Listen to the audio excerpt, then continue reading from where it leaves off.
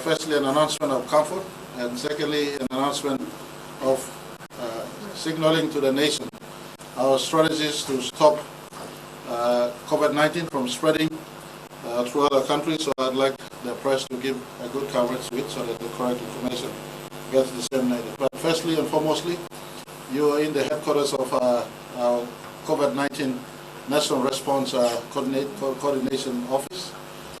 It is not just a health issue now.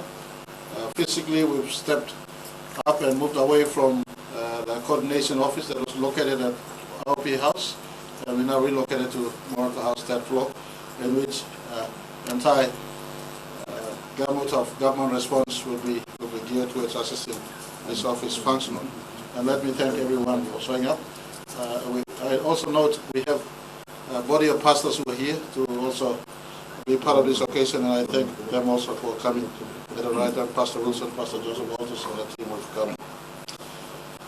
So far, our nation is has only one case established so far, but that one case is an indication of breach of security protocols we put in place at Jackson's Airport, and we've now taken proactive steps to go back and pinpoint to the date that breach has taken place. In fact, from today, looking back retrospectively 7 days ago, because of the fact that the coronavirus has a propagation time of a window of 7 or 14 days, we're now stepping back 14 days from today to take stock. And a detailed direction has been given to our health minister, our immigration minister, our customs officials, our police minister, and our defense team to go back and really take stock of who has come in 14 days ago for us to have a deeper analysis as to what has taken place. Of the first pronounced candidate, there's an analysis going on today, his context and his steps since he first arrived at Jackson's Airport. Up till today, we've now looking back at all his steps and the contacts made with every person he's come in contact with, including of the 12 or 13 passengers who said the domestic flight with, the one who said he was sitting at 3A, and the one who said at 3B, and we were able to establish exactly where he is. He went to Kimbe, got off at Kimbe, he's now in Ley, and tests are done to that person. So that goes to show a level of detailed scrutiny we put into the first case, and in the next 1 or 2 days, a greater combination of police, health, defense, entire team will go in and zero down on every contact made with that person, because coronavirus basically, if you're able to isolate and put in isolation those whose contact, then that is the way this virus can be controlled in country. We've clearly seen how China was able to control the spike. It happened, they went on a total shutdown. They were controlled, everybody was kept confined in terms of movement to other cities or other cities, confined to locations, and then from there they were able to take stock. We as a country, through this cabinet issue on advice from National Security Advisory Council, are moving into that space, and I am announcing some measures that we have taken thus far, simply in our endeavor, because this one confirmed positive case reflects to us that there's a security breach that we put in place, and so for us now it gives us it gives the necessary sort of indicators for National Executive Council on advice from National Security Council to make this call that we are doing today. And this call basically comes, and I'm announcing this call for the next 14 days, starting Tuesday, what's today? Tuesday, starting Tuesday, 24th of March, this country will come to a lockdown for a period of 14 days.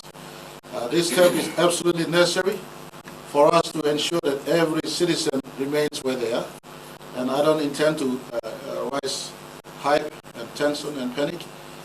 It's just about you staying at home so that we can take stock, going back 14 days into the future and stepping back 14 days into the past, for us to really ascertain exactly where, if the virus is actually spread, where the pocket of spread, so that our health officials, our police officials, our defense officials can zero in and get inside and have an assessment and ensure that our quarantine, isolation strategies, treatment strategies kick in. So basically, the shutdown that starts on Tuesday is for us to enter into this phase for our nation to take stock of where we are in the first instance. The first candidate will be evacuated.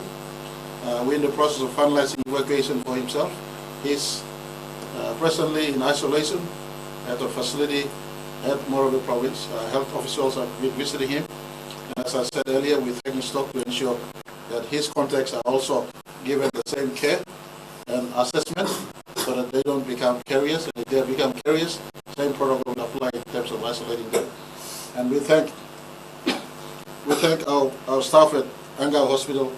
We thank Harmony Mind and every person at Lay who stepped up and responded, including those who he has made contact with. And at the moment, there's about 10 who are persons of interest, and those 10 are undergoing close observations and medical inspections as we speak for them to go past the 14-day expected observation period. But in this space of 14 days that the nation will come to a shutdown, with using powers that National Security Council has and powers that NEC has, we've now declared a nationwide state of emergency. We come under the powers of state of emergency, and our subsector committees that is responsible for law and justice sector, and our subsector committees responsible for economic sector, health sector, and intergovernmental relations sector, as well as information sector, are getting to work after this public conversation, and they will put in the exact response. And for the law and justice sector, further announcements on civilian conduct in the time of the state of emergency will be pronounced. And I request through this announcement here that our nation gives greater support to this call. As I said, this call is not to make anyone panic as we speak, and as I speak today, there's only one pronounced candidate, and by the grace of God, there is no indicating evidence of an expansion of this virus as yet, but precaution is better than cure, and we've taken necessary steps to ensure that we cease unnecessary expansion of this virus, and hence the state of emergency. In the state of emergency, the police commissioner is the controller. He will be the controller. There's a concurrent call-out made. There's a call-out on police and army to work together, and PNG Defence Force, there's a call-out placed on them. And within this 14-day period of state of emergency, PNG Defence Force will work under the command of PNG Defence, the police commissioner, in as far as ensuring that the state of emergency right across our country is given effective policing. In this period, there will be no domestic flights. So all domestic flights ceased as of the same period. That's starting 15th. 24th March, and likewise all PMVs in the Highlands Highway on all PMVs crossing provinces are asked to refrain from crossing for the 14-day period. This is to ensure that we have our citizens of our country kept in wherever they are in the next 14 days, and for us as the National Response Team working in partnership with the Provincial Response Team to start to have assessment right through the country. We want to get back into green states at the very earliest. And if in the next 14 days we go through this measure, we take stock of where we are, again, in this country, we can get back into green state at the very earliest. And I want every citizen to bear with us. As part of the measure, all schools are asked to take an advanced holiday. And so this announcement is indicating to all education institution providers that as of tomorrow and onwards, and for the next 2 weeks, our schools right across the country are asked to stop, so that you can be at home. We're also having 22 provincial response units set up, provincial administrator, the PPCs, and the provincial health authorities on the ground, contact person in the provinces, whilst our national hotline will still be running, and the hotline is in my formal press release that is coming out very soon. There was a fake press release earlier on. I'm getting my office to tidy where this release comes from, and possibly I will reorganize my media setup in my office tomorrow onwards. But a formal and correct press release is coming out. There's a hotline that is currently being used, and for the benefit of listeners out there, it is 1800-200. The hotline toll-free number, as well as B-Mobile 019, and this is 719-60813. So these are the measures we're taking in place for every the issues like the ICCC is asked under this state of emergency period. ICCC will be out ensuring that price of goods and services in our country are controlled. There is no unnecessary hike in price of goods and services.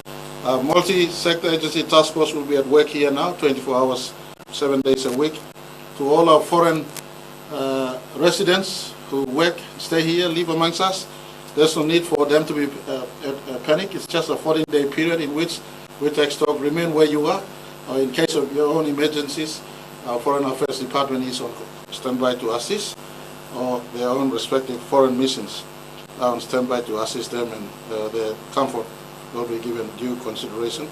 We're also asking banks and financial institutions, tomorrow morning I'm meeting them, for them to be conscious of the time we are living in as far as those staff or publicans who are put off work, or those businesses who are struggling because of this downtime. There will be a special meeting with banks in country, central bank, and super funds to ensure that they too assist in as far as being lighter on their clients in this time in which we are living in, going through this phase of our nation's trying times. Let me also announce that my office will be the main point of contact for press releases, but the police minister and the health minister on a regular interval basis will be allowed to release information from time to time as we go through this